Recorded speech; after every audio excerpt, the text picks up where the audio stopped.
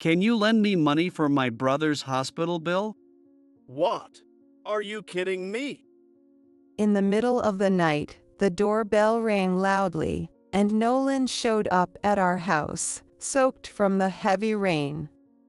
After hearing the situation, John raised his voice and hurled insults at him.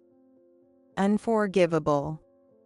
How could anyone treat my precious grandson like this? With John grabbing a baseball bat from his room, we headed off to confront a certain someone.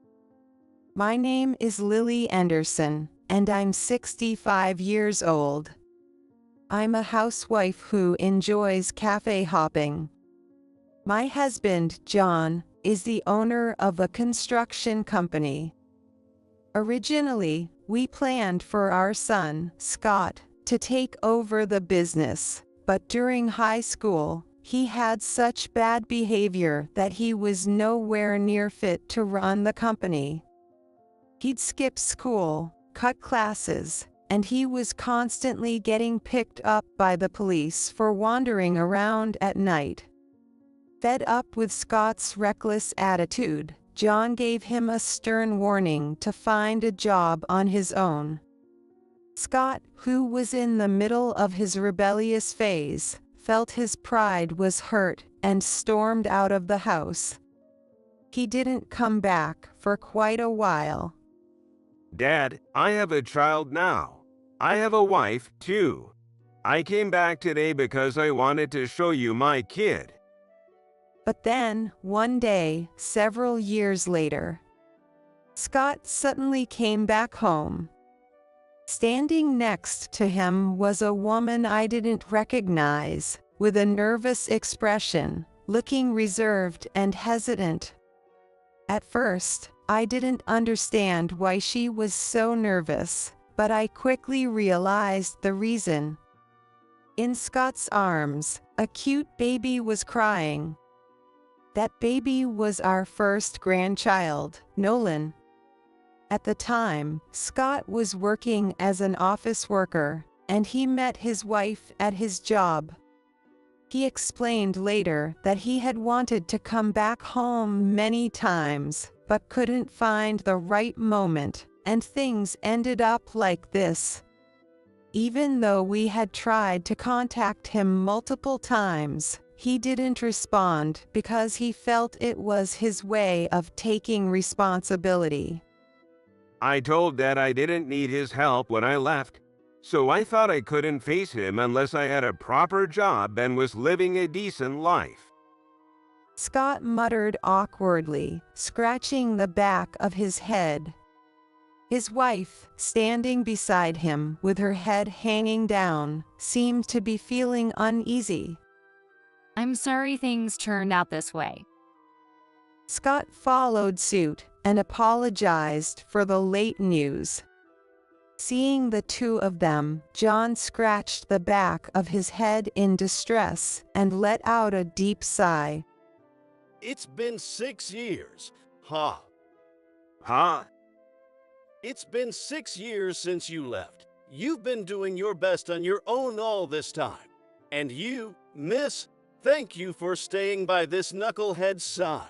Having a grandchild is a wonderful thing, isn't it? So why don't you stop with the long faces?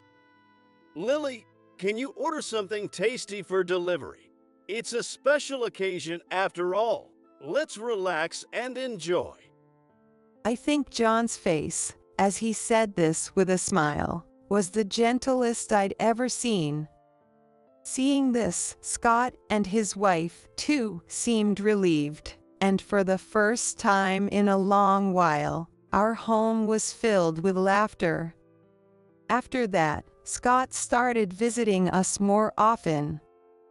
Nolan grew up strong and healthy, and I thought these peaceful days would last forever. It was around that time. Suddenly, Scott's wife left a divorce paper behind and disappeared, leaving Nolan and Scott. When John pressed Scott about what had happened, we found out that Scott had accumulated a huge debt. A friend invited me to invest in stocks. I don't make much money, so I talked to him about the future, and he suggested stocks.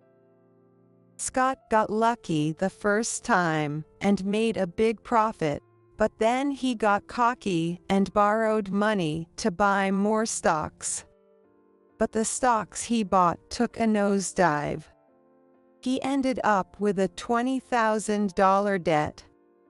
What were you thinking, borrowing money for such a risky gamble? Don't you have any sense of responsibility as a parent? You have something you need to protect. I had no choice. With an annual income of around $30,000, I needed money to support my family. I was struggling in my own way. As soon as I heard them arguing, Nolan, who had been playing with his toys, started crying. I quickly tried to comfort him, and hearing Nolan's cries seemed to snap John out of it, too. Once he calmed down, he convinced Scott to contact his wife first. John ended up taking on Scott's debt. If this happens again, I won't let it slide. You need to realize that you have something to protect. Got it? Scott couldn't help but hang his head as John harshly scolded him more than ever before. After that, Scott tried contacting his wife multiple times, but he never managed to reach her. Years later, we found out that she had built a new life with another man. This led to Scott and her getting a divorce. Scott ended up taking custody of Nolan. Since then, Scott and Nolan have been living with us. Fortunately, since Nolan was too young to remember his mother leaving, he didn't have many memories of her as he grew up. So, he never seemed to miss her, and he grew up strong and healthy, leaning on me, John, and Scott. Grandma, look. I got accepted into high school. Before we knew it, Nolan was already in his third year of middle school. Unlike his father, Nolan was dependable and takes things seriously, putting in great effort in both sports and academics. John also recognized Nolan's hard work, and he was accepted into one of the top sports high schools in the state. To attend that school, Scott and Nolan had to leave our home. It's too far for him to commute from here, and I know someone over there. I can't keep relying on my parents forever, so I'm going with Nolan. If you do anything to worry Nolan, I won't let it slide. You better remember that. Tisk, I know. Even though Nolan was doing his best, the tension between Scott and John remained. John couldn't forgive Scott for his past mistakes, and Scott harbored resentment towards John, making no effort to mend their relationship. In the end, they left with a deep rift still between them. For months after they left, I couldn't stop worrying about them. But then, one day, Nolan called to tell us that Scott had a new girlfriend and that she was a really good person. She takes good care of the house, and I got a little brother now. I think Dad might get remarried. I'd feel relieved if this woman became my mom. And more than anything, my little brother is so cute. Even though he must have been busy with his sports activities, Nolan made sure to video call me and John almost every day. Apparently, the someone Scott mentioned before was his current girlfriend, and Nolan said he was confused when he found out the truth. Yeah, being told out of the blue that you have a little brother is pretty confusing. Scott's girlfriend had lost her previous husband to illness and was raising her young son alone. Scott couldn't just leave her to handle everything by herself, so they started living together when Nolan entered high school. Nolan didn't have any issues with it since there wasn't really any downside for him. If Nolan's doing well, that's all that matters, but remember, if anything comes up, you can always count on us, okay? What's most important to Grandma is you, Nolan. Thanks, Grandma. I didn't notice it at the time, but Nolan's smile seemed pained when he said that.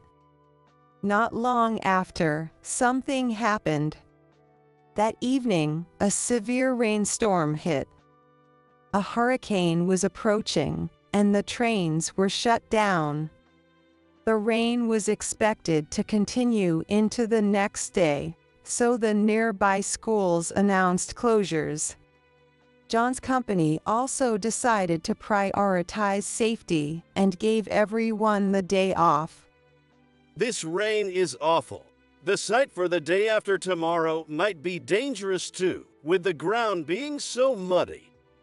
Since the end of the year is coming up, I wanted to do some cleaning. I also need to go shopping. Oh, is it okay if we have pasta for lunch this weekend?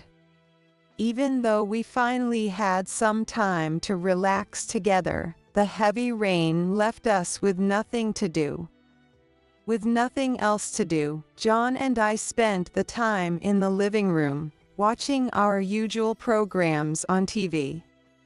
Before we knew it, we both dozed off, and when we woke up, it was the middle of the night. The doorbell rang. Ha! Who could it be at this hour? Seems like someone's here, but in the middle of the night. Groggy, I looked at the clock, which showed 1 a.m. Who in the world would ring the doorbell at this time? John frowned, his expression darkening, as he headed toward the front door in annoyance. Yes. Who is it at this? Nolan! What? The moment John opened the door, his loud voice echoed through the house. Hearing Nolan's name, I hurried to the front door, too. There, I saw Nolan, drenched from head to toe, standing in the doorway with his little brother in a raincoat. Grandpa. Grandma, please, help my brother, save him. As soon as he said those words, Nolan collapsed from exhaustion and relief, and John quickly carried him inside. I grabbed the baby strapped to Nolan's back, and hurriedly removed his wet clothes, warming his body with a dry towel. The baby seemed to have a fever, and was breathing a bit heavily. Sensing something serious, I immediately contacted a pediatrician friend, who rushed over to our house. Meanwhile, John was taking care of Nolan in the living room, drying him off and putting him in some fresh clothes. Luckily, Nolan was just worn out from fatigue and relief. He had no injuries or other health issues. It's just a cold. Babies usually have higher body temperatures than adults, so there's no need to worry as long as he rests today. Hearing the pediatrician's words, both John and I let out a sigh of relief. After seeing the doctor off at the door, I went back to check on Nolan, who had just woken up and was sitting up. You're awake. What happened? Grandma, how's my brother? Where is he? As soon as he regained consciousness, Nolan was more concerned about his brother than himself. To reassure him, I gave him a gentle smile. Don't worry, we warmed him up right away, and he's fine now. But he's got a fever. We need to take him to the hospital right away. Where's Grandpa? Right at that moment, John entered the living room, and Nolan immediately knelt down and started pleading. Grandpa, please. My brother's really sick. Dad and his girlfriend are out drinking, and I can't reach them. You're the only ones I can turn to. Please lend me money for my brother's hospital bill. I promise I'll pay you back with my next paycheck. Paycheck? What's that supposed to mean? John frowned at Nolan's cryptic words. And when we heard the full story, we were in for a shock. Ever since we left your place, I was attending the high school I got into at first. But one day, Dad suddenly changed. It turns out that Scott had met his girlfriend at a bar, and influenced by her love for gambling, he quit his job. Now, he was making a living through gambling, playing things like slot machines and poker, and was rarely home. At first, she was okay, but once Dad got hooked on gambling, she dumped all the responsibility for my brother and the house on me, even expecting me to cover the household expenses.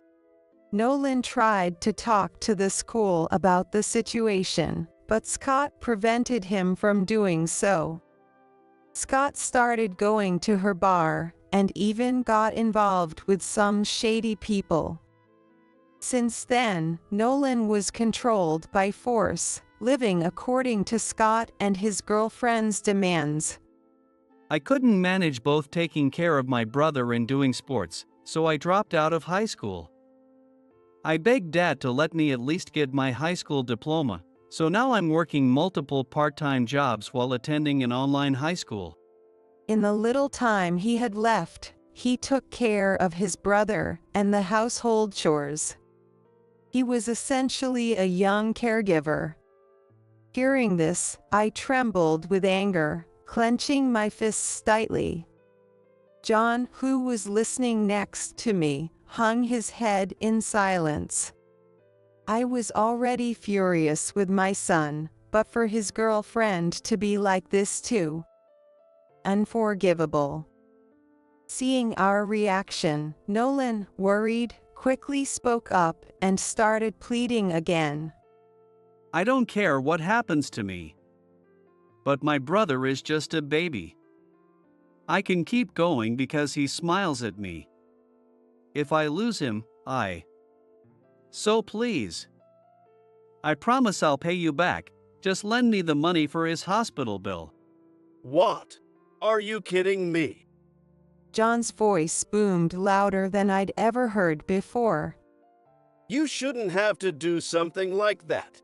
Don't say something so foolish. Nolan, not expecting to be yelled at, flinched, and John, with a fierce expression, grabbed a bat from his room and headed out the door. Wait, where are you going? Isn't it obvious? I'm going to knock some sense into those fools. They put my precious grandson through this. That idiot still hasn't learned his lesson after everything he's done. I was too soft on him. I'll beat some sense into him and wake him up. John's face was red with anger, and his eyes were bloodshot.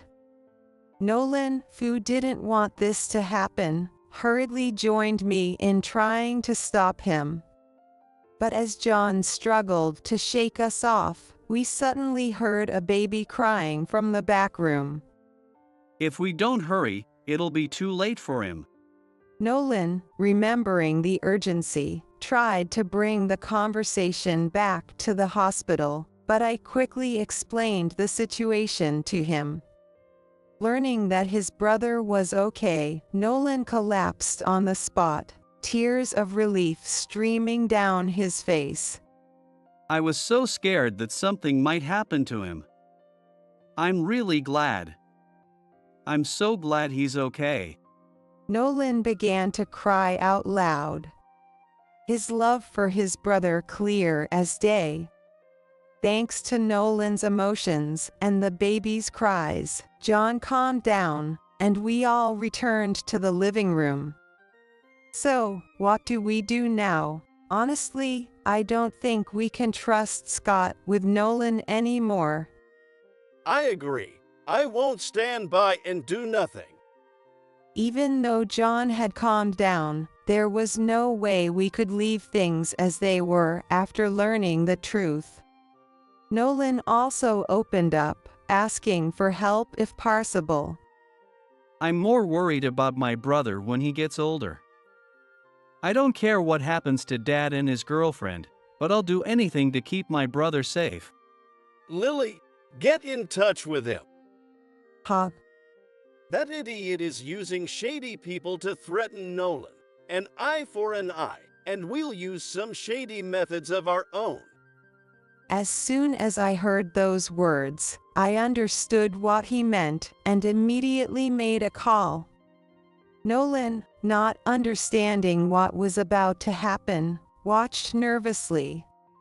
Not long after, we managed to track down Scott's current location. Accompanied by some people, we headed to that place and walked into a bar. Welcome. Oh, John, I've been waiting for you. As soon as we entered, a woman who seemed to be named Miranda, working behind the counter, brightened up at the sight of John and quickly came over to greet us. It's been a while, hasn't it, Miranda? How have you been? John, you're the one who hasn't shown your face in so long. I was wondering what you were up to. And Lily, it's been ages. How have you been? I've been well, Miranda. It was rare for Miranda to step out from behind the counter to greet customers, so all the staff and customers quickly turned their attention to us. What's going on? Is there a celebrity in here? There's no way a celebrity would come to a place like this in the middle of nowhere. Oh my gosh, Scott. Scott. Hearing the commotion, I spotted Scott in the back, slouched over in a booth, clearly drunk, with his girlfriend clinging to him affectionately. As I glared in their direction, his girlfriend noticed my stare, and her face went pale. She quickly nudged Scott, who was too out of it to realize what was happening. Miranda, I'm sorry to trouble you, but could you take care of the matter we discussed on the phone? Of course, John. Anything for you. All right, everyone, let's do this. With Scott and his girlfriend in a panic, Miranda gave the signal to the staff and customers who had been briefed beforehand. The customers nodded, and one of them discreetly pointed their phone camera in our direction from a seat out of Scott's view. Dad, and Mom too. What are you doing here? What do you mean? What are we doing here? Do you even realize what you're doing? Yikes. Scott, finally noticing us at his girlfriend's urging, froze as he saw our faces, his drunken haze dissipating in an instant. His face turned pale. As he realized we had shown up unexpectedly, and the shock left them visibly shaken. As John yelled at them with a furious expression, Scott let out a pitiful cry. Next to him, his girlfriend, Rachel, looked terrified, trembling as she stared at us. Does this look like the behavior of someone working a respectable job? What did you tell me when you left? Wasn't it that you wouldn't be a burden to Nolan? So that brat ratted me out to you too. John's words must have triggered something in Scott's mind, and he realized that Nolan had come to us for help. Glancing around, he spotted Nolan holding his brother near the entrance. Scott stood up, grabbing an empty bottle, his eyes filled with rage. Nolan, you snitched on me to Dad and Mom. As Scott hurled the empty bottle toward Nolan, a man suddenly grabbed Scott's arm, snatching the bottle away. The man then twisted Scott's arm behind his back, preventing him from struggling. Caught off guard and restrained, Scott began to thrash around in panic. What the hell are you doing, old geezer? Let me go. Oh, you've got a pretty big mouth for a kid who's been getting help from our guys, don't you? Huh? As the man continued to restrain Scott, he spoke with an air of confidence. Scott, baffled by the man's words, looked at him in confusion, only to see a group of rough-looking men, clearly thugs, storm into the bar from the entrance. Hey, you guys. What are you doing here? Did you come to save me? These were the thugs Scott had been associating with, and he must have thought they had come to rescue him. Scott's eyes lit up for a moment, but the men burst into laughter, mocking him. One of the men, clearly the leader, walked up to Scott, lightly slapping his face as he revealed a shocking truth. What are you talking about, you idiot? It's the opposite. We've heard you've been causing a lot of trouble for the Great John's grandson. The Great John.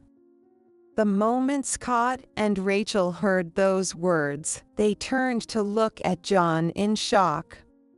I got a call from Miranda. I was surprised when I heard what you'd been up to. You've been using our names to threaten your own son, huh? How do you plan on making up for using someone else's name to do dirty work, huh? Scott, now surrounded by several men, was released from the old man's grip, but there was no way for him to escape. The rough-looking men encircled Scott and Rachel, making sure they couldn't get away. While the other customers and staff were all buzzing with excitement. Is this really John's son? He seems a lot more spineless than you were at his age. Don't rub it in. I'm just as disappointed to have raised such a pathetic son. You know, Lily would have been better off marrying me. It's tough enough dealing with this idiot. And now she's stuck with this fool of a son too. If you ever change your mind about who you want to be with, just let me know. I'm always ready to welcome you. The old man, David, laughed heartily. As David and John exchanged words, Scott, completely bewildered by the situation, started to panic and muttered in confusion. What? What the hell is going on here? Who is this old man? And why do these guys know you too? Who the hell are you? Scott, overwhelmed, bombarded them with questions. David, with a smirk, finally revealed his identity. I'm the father figure to these guys you've been hanging around with. In other words, he's our boss. What? The shocking revelation left Scott wide-eyed in disbelief.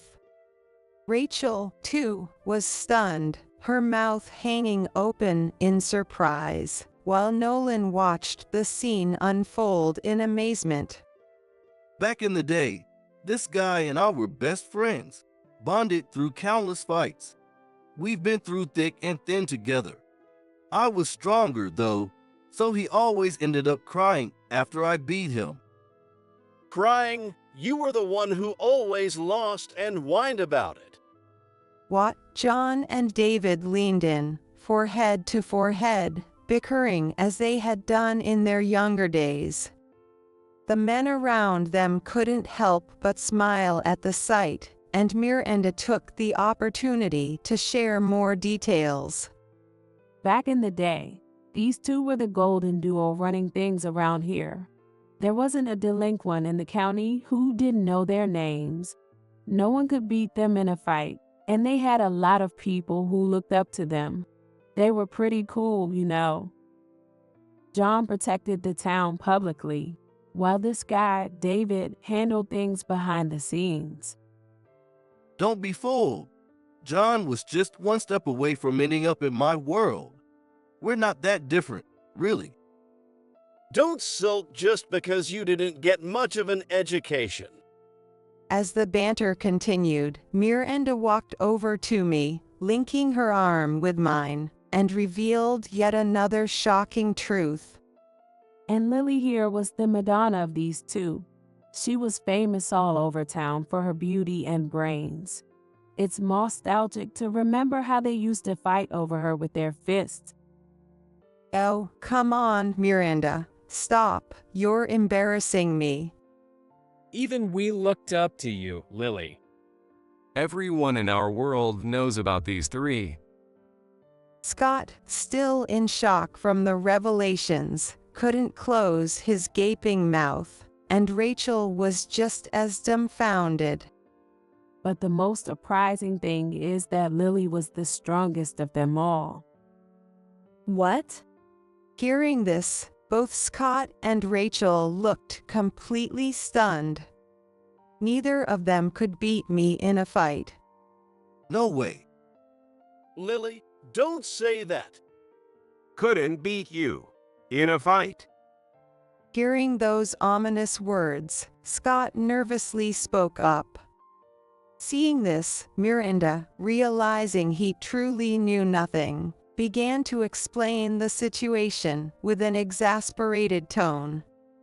Lily's family is renowned in the boxing world. Her father won the national high school championship and even competed as a professional. Lily herself has been practicing boxing since she was a child, and she's won numerous tournaments. The color drained from Scott and Rachel's faces as if they had heard a sound effect. Their eyes shifted toward me, now seeing me in a different light. When I heard from Nolan about how you were using some shady people to threaten him, I reached out to Miranda for help. John's a regular at Miranda's place, so she was more than happy to assist. As I explained why they were in this situation, Miranda flashed a mischievous grin while giving a thumbs up. I've turned a blind eye to your misdeeds up until now, but not this time. Don't think you'll get away with it like before. As a parent, you've done something unforgivable to Nolan and his brother. I cracked my knuckles for emphasis, adding pressure to Scott. The figs surrounding him also glared at him menacingly, while the onlookers, both customers and staff, looked at him with disdain. It's time you paid the price. And you'll be paying for using our names to scare your own kid, too. Coming here to mess around when you haven't even paid back your debts. You've got some nerve. As one of the thugs grabbed Scott by the collar and growled, Scott started to sob, tears streaming down his face. Seeing this, Rachel panicked and tried to distance herself from the situation, insisting she wasn't involved. She desperately tried to save herself. I have nothing to do with this. He's the one who got into debt on his own. I was just here for work. We were only having a drink because my shift ended. I haven't done anything to bother you, Lily, right? It was clear she was hoping to be spared, pleading for mercy. Her words made me sick to my stomach. Furious, I couldn't hold back, and knelled at her with a voice so deep and commanding that it startled everyone around us. Don't give me that crap. Enough with the excuses. You, as a parent, as a mother, have done something completely unforgivable. The moment those words left my mouth, Rachel's legs gave out, and she collapsed onto the couch, trembling with fear. She kept muttering apologies, but there was no way I was going to forgive her. I stepped closer, looming over her, my eyes cold and piercing. You not only neglected your own child, but also stole precious time from Nolan, dumping all the responsibility on him. Your child had a high fever. What do you think would have happened if you'd left them alone at home? It could have been something you couldn't have undone. Do you even understand the responsibility you bear as a parent for abandoning your child? But. And you, too, Scott. Huh? Rachel was speechless, biting her lip in frustration, unable to argue against the harsh truth. Then I turned my anger on Scott, who had let his guard down. As a parent, you dumped child care duties on your own child while you indulged in your own pleasures. Don't you feel any shame? What you did is something that will never be forgiven. You stole Nolan's precious teenage years, and you won't get away with it. You'll pay for the time Nolan lost. Both of you are about to face a living hell. As soon as I said that, the Figs restrained Scott and Rachel, dragging them out of the bar. What are you doing? Let go of me. Don't touch me. Damn it. Nolan. Scott and Rachel struggled desperately to break free. But there was no way they could overpower the strong men holding them. As they were dragged closer to the entrance where Nolan was standing, Scott started pleading with him for forgiveness. Nolan, please help me. I was wrong. From now on, I'll take care of you and the baby. I won't make you suffer anymore. So please, I'm begging you. Help me. Yes, Nolan, please. We were wrong. We'll change, I promise. Please help us. If this keeps up, I won't be able to see the baby again. The moment Nolan heard those words, he flinched and told the Figs to wait. Respecting Nolan's wishes, I signaled the Figs to stop. Nolan, who had been avoiding eye contact, slowly lifted his head. You said you didn't want to lose the chance to see the baby and begged me to help you, right? Yes, that's right. From now on, I'll take care of both you and our son. So please, help us. Then why didn't you help me when I asked for it? What? Nolan's voice cut through Rachel's desperate pleas, his eyes now filled with anger and resentment as he looked at her. When I was sick with a fever and couldn't take care of him, I asked you for help, didn't I? What did you say then? You told me, it's your fault for not taking care of yourself, and then you went to the casino with Dad, didn't you? That's... Rachel stammered, unable to find the words to respond. Nolan continued, his voice cold and sharp. And Dad, when I begged you to let me keep playing baseball because I didn't want to quit, what did you do? You put your foot on my head and laughed, didn't you? You said, with your skills, you'll never be a regular. Give up and start working. Forget high school, get a job instead, and crushed my dreams, didn't you? No, that's not it. We were really struggling financially. Then why? Nolan shouted, cutting off their pathetic excuses, while holding his brother close, covering his ears so he wouldn't hear the anger in Nolan's voice. Tears of frustration streamed down Nolan's face as he glared at them with a mix of sorrow and rage. You never once worked yourself to the bone for us. Why did you always take the easy way out? When Mom left, when you got into debt, you didn't even try to change. It's because you never had any intention of changing, isn't it? Why should I believe a word you say now? And you too. Nolan's anger, suppressed for so long, erupted as he turned to Rachel. You say you don't want to lose your precious son?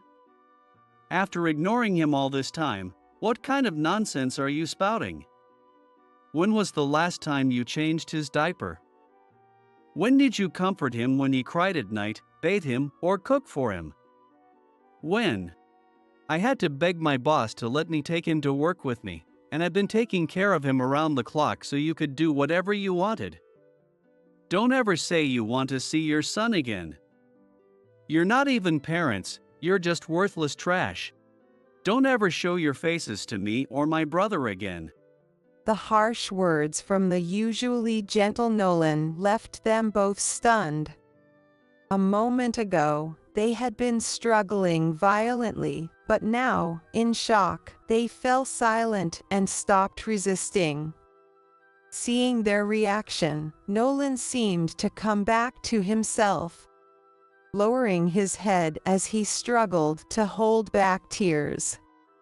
I quickly stepped in, shielding Nolan from their view, making sure they couldn't see his face.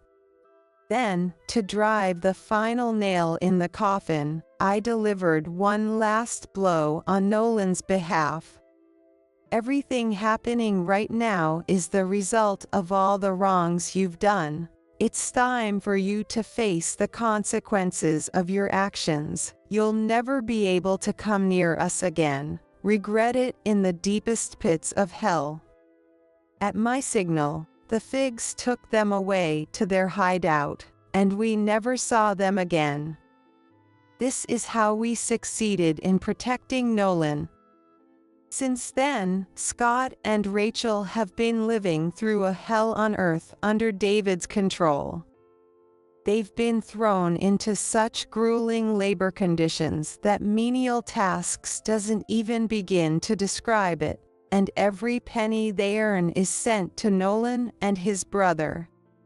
I've heard they cry and beg for forgiveness every day, but there's no way David would ever allow such whining in his presence.